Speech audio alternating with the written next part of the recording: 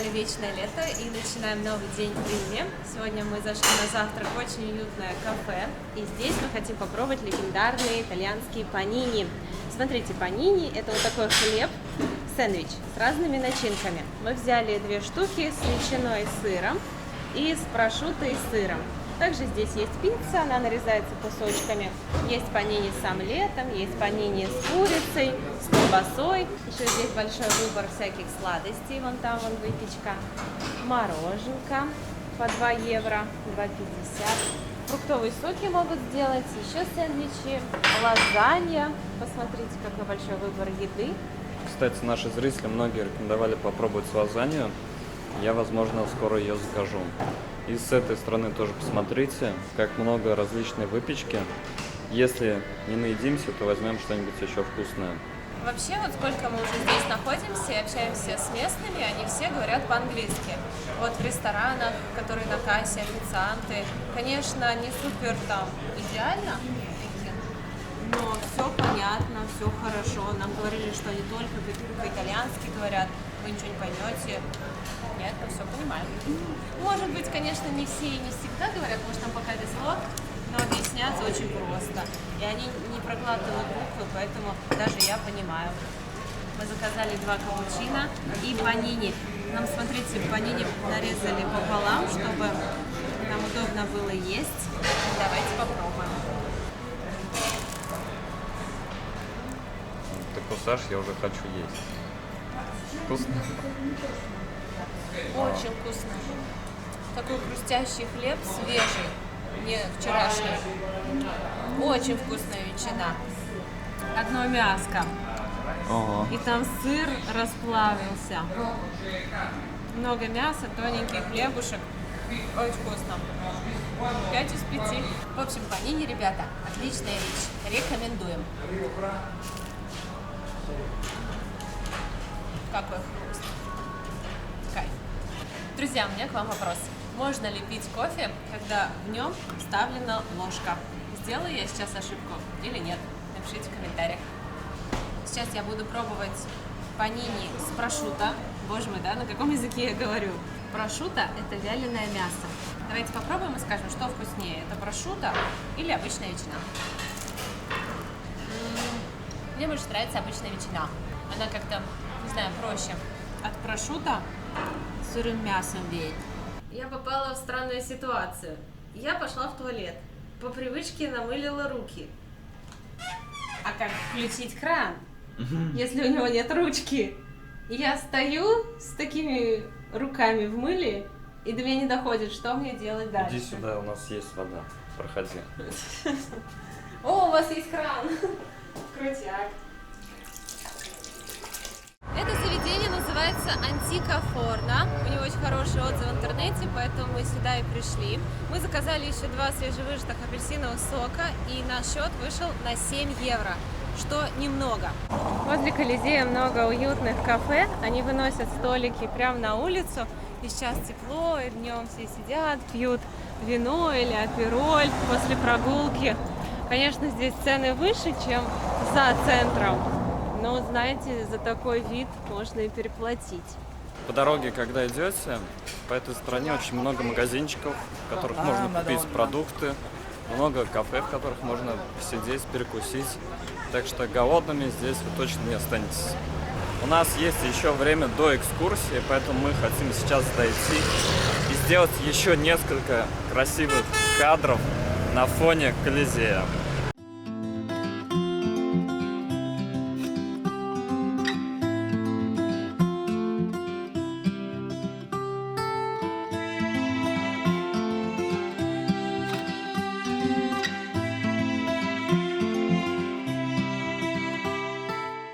Сегодня снова ясная погода, очень жарко. Время 11 часов утра, и на входе уже большая очередь. Люди делают фотографии, все вокруг такие счастливые, влюбленные. Находишься здесь и чувствуешь себя прекрасно, особенно после такого завтрака. Что касается таких экскурсий, которые обязательно нужно посетить, это Колизей, это у нас Ватикан и что еще? Ну, вот этот холл, форум. Ну и пройтись по храмам, самым популярным. И, в принципе, это займет, 3-5 дней максимум, чтобы вот здесь все пройти, даже пешком. Больше 3-5 дней здесь особо смысла оставаться уже нет. Ну, это как мы считаем. Мы сейчас проходим интересное здание. Его называют Дедушкой Колизея. Похож на Колизей, та же схема строительства. И это до сих пор жилой дом. Там до сих пор наверху живут люди. И несколько лет назад там была продана квартира за 30 миллионов евро. И купили эту квартиру представители модного дома Фенди. Мы пришли, здесь у них фонтан черепах. И где-то рядом должны быть сегвеи.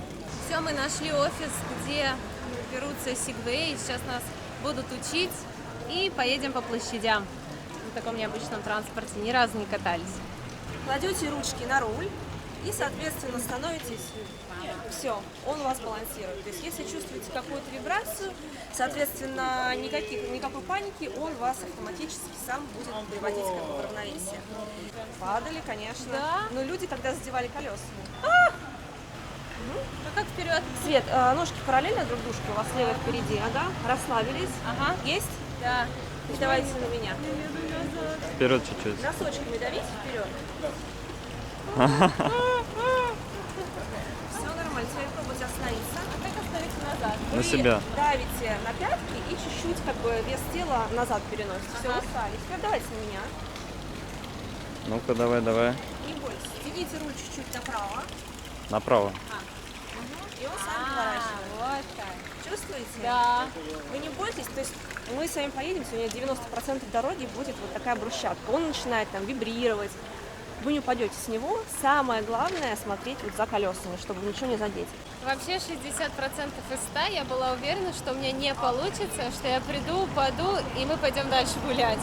Саша очень хотел, поэтому пришли. Я встал на свой сегвей, вроде несложно, но нужно привыкнуть к управлению.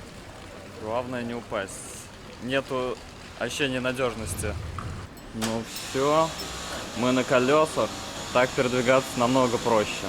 Еще и с ветерком получается. В общем, такой сегвей, как у нас, стоит 3500 евро. И скорость, вот лично он развивает 15 км в час. Но у него такая блокировка стоит, что быстрее он не разгонится.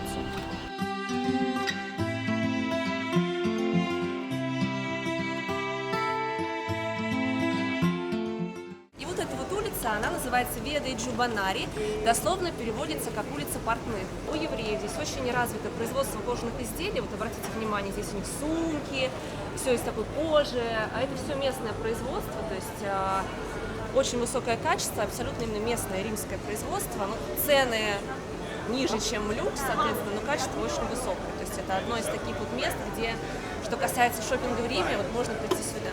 Понятно, спасибо. Едем вперед. Площадь, которая называется Campo dei Fiori. Дословно на русский переводится как площадь цветов. На самом деле в средние века здесь был цветочный луг. И сейчас, как вы видите, здесь разворачивается рынок. То есть это рынок на протяжении где-то около 100 лет, это уже традиция, с понедельника по воскресенье открывается в 9 утра и закрывается где-то в 4. То есть это все местное производство. Ну, фермеры, соответственно, ставят сюда продавцов, там, не все прям итальянцы, да, можно пакистанцев увидеть, но все продукты это именно местные фермы. Здесь продают сыр, масло, овощи, фрукты, то есть и самые местные жители сюда приходят покупать. Цены немножечко выше, чем в супермаркете, но качество очень-очень достойное. И что касается времени работы ресторана, то есть на обед ресторан открывается где-то в 12:30 и закрывается в 14-14:30, ну, зависит от места. И на ужин открываются где-то с 9 и закрываются в 11. То есть очень часто туристы приезжают и говорят: Таня, мы остались голодные, вот мы хотели в 5 часов поесть вечером, а все закрыто. Ну, как бы надо просто понимать, что я сейчас не говорю про туристические места, вот мы с вами потом поедем на площадь Навоны, там они открыты с утра до вечера. Но типичные рестораны итальянские, они уважающие себя, то есть они все закрываются именно вот на этот период. Прошлое у этой площади не такое романтичное. Здесь во времена инквизиции казнили людей. И самым известным персонажем был Джордано Бруно. Его памятник стоит. Что касается Джордано Бруно, он утверждал, что в центре Солнечной системы находится не Земля, как тогда считали, а Солнце. и говорил, что Вселенная бесконечна, то есть параллельно существует множество вселенных, много миров, много богов. То есть с таким утверждением церковь не могла согласиться, и его приговаривают к высшей мере наказания — сожжение заживо на костре. Но в те времена просто так не сжигали, вам нужно было исповедоваться. Соответственно, если вы исповедуетесь, признаете свою ошибку и вину, вас придушивали. Это своеобразный такой гуманизм. Но и здесь он проявляет твердость характера. Это был единственный случай, когда на этой площади казнили заживо. Именно вот на том месте, где сейчас стоит памятник. И спустя 300 лет архитектор по фамилии Феррари строит ему здесь памятник. То есть дата казни – это 17 февраля 1600 год. И в середине 19 века ставят ему здесь памятник, и по идее архитектора Джордано Бруно смотрит в Ватикан. Ватикан находится вот именно в той стороне.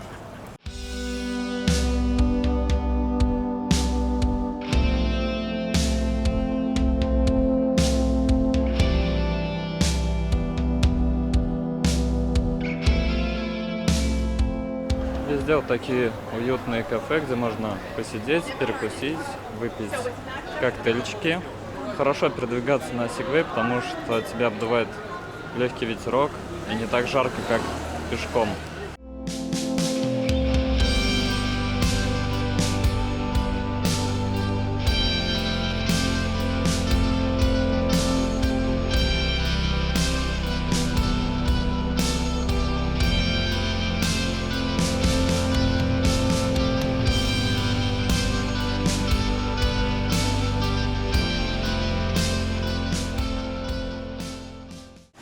Вот, мы платим, но мы снимаем, у меня молодой человек римлян, мы снимаем часть частного дома, но это как бы, как квартира, мы платим 600. Но у них здесь еще как бы плюсом платят за коммунальные услуги, и у них здесь то, что касается коммунальных услуг, особенно газа, очень-очень. Да, сколько в месяц? Сейчас я вам приведу пример. Мы в декабре, то есть в декабре, учитывая то, что мы начинаем здесь топить, мы заплатили, давайте мне сумму назовите, у нас квартира 90 квадратных метров. 300 евро. Махнули. Но мы заплатили 150, нет, 170. Ага. Из них 70 евро это газ, все остальное это налоги за транспортировку и так далее, чтобы вы понимали. Площадь, такой, какой мы видим ее сейчас, она стала благодаря в основном архитектору Бернини. Это один из самых известных архитекторов Рима и итальянских, в принципе. Здесь в центре много кафе, но Таня говорит то, что здесь не стоит задерживаться, потому что вот цены будут высокие, но еда так себе. И они называются назоны. Назоны это значит большой нос, то есть по форме вот этой вот штучки. Для меня. У меня, кстати, на прошлой неделе были ребята из Москвы, они говорят, что есть даже приложение, которое показывает карту вот этих вот фонтанчиков. Чем он знаменит? Вода полностью питьевая, родниковая, свежая, то есть это 14 градусов, то есть она достаточно прохладная, и можно вот наполнять бутылки. А не все знают, как из него надо пить. То есть бутылку, понятное дело, вы наполняете. Сейчас я вам покажу лайфхак. А расскажи про джелато, оно везде вкусно, одинаковое? Самое вкусное джелато — это когда вы приходите, и там нет вот такого миллиардного выбора, есть, допустим, 5-6 вкусов. Вот как. Вот. А в Риме, кстати, есть сеть, она называется Венки, может быть, вы видели, там производство шоколада, джелато, все вместе, очень вкусное. И есть еще Джолитти, тоже классное, там как бы оно разрекламированное, но оно там реально вкусное. Будет пить так. Ух ты! Это лайфхак такой. Да, это как бы... как. Понятно, это если нет бутылки. Так что можете теперь зайти за коренных жителей. Спасибо, прикольно.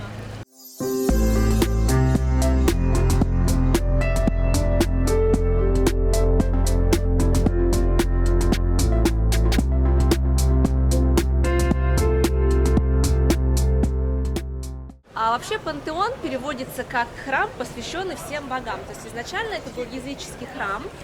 А официальная дата строительства во всех источниках, Википедии и так далее, 126 год нашей эры. Но это немножечко неправильно. Дело в том, что на его месте до этого стоял другой храм, который был построен Марком Агриппа. Это был близкий друг императора Октавиана Августа. И вот эта вот надпись на латыни наверху означает: Марк Агриппа, сын Люция, избранный консулом в 3-й раз, воздвиг это. Такая своеобразная надпись: я это сделал. Но первый храм был построен за 2 года, с 27 по 25 год до нашей эры. Простоял он недолго, потому как в 80-м году, уже нашей эры, в Риме был очень сильный пожар и было разрушено половина зданий. Его очень долго не восстанавливали, и в итоге во II веке приходит к власти император Адриан и решает восстанавливать полностью пантеон. И стоит отдать ему должное, учитывая, что как бы восстановил он, император Адриан, но он оставил надпись о другом строителе, то есть был такой, да, поступок у него достаточно достойный. Очень классная экскурсия, это прям такие впечатления на всю жизнь. И я думаю, такую экскурсию нужно брать 3-й или 4-й. Когда вы уже пешком все проходите, ноги будут болеть, вот это самое то. Ребята, в общем, круто, можете смело брать 3 часа. Да, вот за час, конечно, можно в центр проехать, но вот 3 часа, вот это будет идеально. Можно приезжать, сразу брать 3 часа, и все места проедете. Не надо будет, вот как мы вчера, 23 тысячи шагов прошли, просто все ноги убили. Лучше взять тур на сегвеях и гонять 3 часа и все изучать. Ну, пешком тоже своя романтика. Своя, но если вот... И то, короче. Да, если тяжело вам ходить много, то лучше вот прокатиться. Мы зашли в магазин, здесь можно купить сладости, и можно взять свежевыжатый апельсиновый сок. 250 мл 2 евро, пол-литра 3,5 евро. Пойдемте посмотрим, что у них здесь еще из еды. Миндальная стружка, орехи, шоколадки. Я думаю, что они очень вкусные, шоколадные пасты всякие. Пирожное макарон, коробка 6 штук, 9 евро. Также здесь продается лимончелло. Такая бутылочка 6,5 евро. Большая бутылка 13,5. Мы решили зайти в пантеон, потому что быть рядом и не зайти, это как неправильно. Вход бесплатный. И сейчас посмотрим, что там внутри. Очередь на входе, но она очень быстро идет. Прям здесь такая, знаете, текучка хорошая. Мы сразу прошли, даже не стояли. Ого, друзья, это реально впечатляет. Насколько я сухой человек, но у меня мурашки по коже. Насколько я мокрый человек, я вообще в восторге. В общем, огромный купол, и в потолке у нас окно, и оно без стекла, и когда идет дождь, дождь идет прямо сюда, но пол устроен таким образом, что он под наклоном, и получается такой сток дождевой воды. Размеры впечатляют. Вы просто посмотрите. Ого. Такое ощущение, что ты в игре находишься.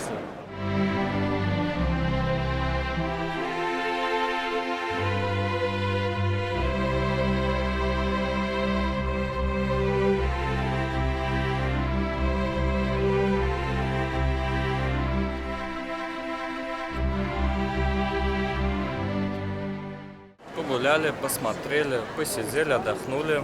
Сюда можно зайти просто отдохнуть, посидеть. Если устали гулять по городу, здесь достаточно прохладненько, приятная атмосфера. Зашли, минут 5-10 посидели, и можно идти дальше гулять.